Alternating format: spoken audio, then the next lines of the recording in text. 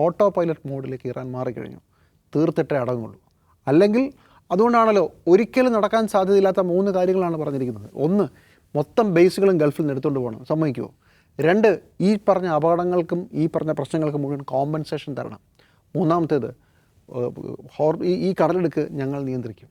ഇപ്പോൾ ഈ കടലെടുക്കൽ നടക്കുന്നത് പൂട്ടിയിട്ടില്ല, പൂർണ്ണമായും തുറന്നിട്ടുമില്ല. ഹോർമൂസ് കടലെടുക്കൽ ചെയ്യുന്നത് ഒരു കപ്പൽ കടന്നു പോകണമെങ്കിൽ $2 മില്യൺ ഇറാൻ ചാർജ് ചെയ്യുന്നത്. അതിനുള്ള ചാനലുകൾ എങ്ങനെയാണ്, ആരോട് സംസാരിക്കണം അടക്കമുള്ള കാര്യം ഇപ്പോൾ ഇൻ്റർനെറ്റിൽ വളരെ വിശദമായി വരുന്നുണ്ട്.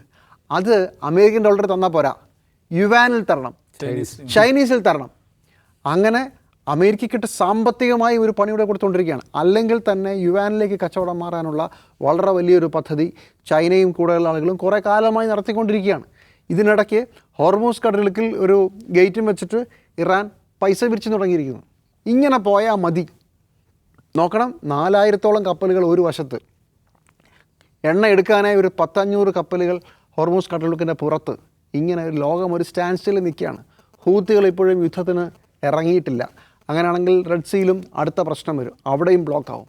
ഒരു എൻ ഗെയിമിലേക്ക്, എലിക്കണിയിലേക്ക് പോവുകയും അതൊരു എൻ ഗെയിമിലേക്ക് പോവുകയും, പോകുന്നെങ്കിൽ പോട്ടെ എന്ന് ഇറാൻ നിൽക്കുകയാണെന്ന് വിചാരിച്ചാൽ അത്ഭുതപ്പെടാനൊന്നുമില്ല. പക്ഷേ അതിൻ്റെ പിന്നിലുള്ള ചേതവികാരം എന്താണെന്ന് നമുക്ക് മനസ്സിലാകുന്നില്ല. ഇത് മാത്രമല്ല, ഇതിനകത്ത് ഒരു ചെറിയൊരു സാധ്യത കണ്ടത്, ഇതിനിടയ്ക്ക് പറയേണ്ട ഒരു കാര്യം, ഈ ചർച്ച നടക്കുന്നു എന്ന് പറയുന്ന സമയത്ത് അതിനെ എതിർത്തുകൊണ്ട് ഇറാൻ്റെ ഭാഗത്തുനിന്ന് വന്ന പ്രസ്താവനകൾ പറഞ്ഞൊരു കാര്യം, ഞങ്ങളുടെ സുപ്രീം ലീഡറിൻ്റെ പിന്നിൽ ഉറച്ചു നിൽക്കുന്നു എന്ന ഒരു വരിയുണ്ട്. എന്ന് വെച്ചാൽ വേറെ ആരെങ്കിലുമൊക്കെ ഉറച്ചു നിൽക്കാതെ ചർച്ച തുടങ്ങി എന്നാണോ? നമുക്കറിയില്ല. പക്ഷേ എന്തൊക്കെയോ ബാക്ക്ഗ്രൗണ്ടിൽ എന്തൊക്കെയോ നടക്കുന്നുണ്ട്. പക്ഷേ മിസൈൽ നിയന്ത്രിക്കുന്നവർക്ക് ഇതൊരു പ്രശ്നമായിട്ടില്ല. അവരെന്തായാലും നിങ്ങൾ ചർച്ചയ്ക്ക് വിളിച്ചിട്ടില്ല എന്നാണ് മനസ്സിലാക്കേണ്ടത്. അതുകൊണ്ടാണ് യുദ്ധം തുടരുകയാണ്. അപ്പോൾ നമ്മൾ എന്ത് സമാധാനത്തെക്കുറിച്ചാണ് പറയുന്നത്? എണ്ണവില തിരിച്ച് കയറി തുടങ്ങി. ഇപ്പോൾ ഇന്നലെ രാത്രിയിൽ ആക്രമണത്തിന് ശേഷം വീണ്ടും എണ്ണവില പഴയല്ല പോവുകയാണ്. ഹോർമൂസ് കടലുക്ക് വഴി $2 മില്യൺ യുവാനിൽ കൊടുത്തിട്ട് പല കപ്പലുകളും കടന്നു പോകുന്നുമുണ്ട്. അപ്പോൾ എവിടെയാണ് സമാധാനം?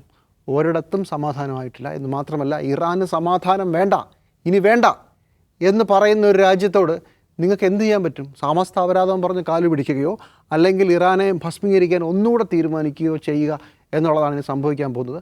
അതിലേക്ക് ചിലപ്പോൾ പോകുമായിരിക്കും. അതല്ലെങ്കിൽ പൂർണ്ണ പരാജയം സംബന്ധിച്ച് അവിടം വിട്ട് അമേരിക്ക പോവുക. പിന്നെ യുദ്ധം അപ്പോഴും ഇറാനും ഇസ്രായേലും തമ്മിലായിരിക്കും. അതിനുള്ള സാധ്യത ഞാൻ കാണുന്നുണ്ട്.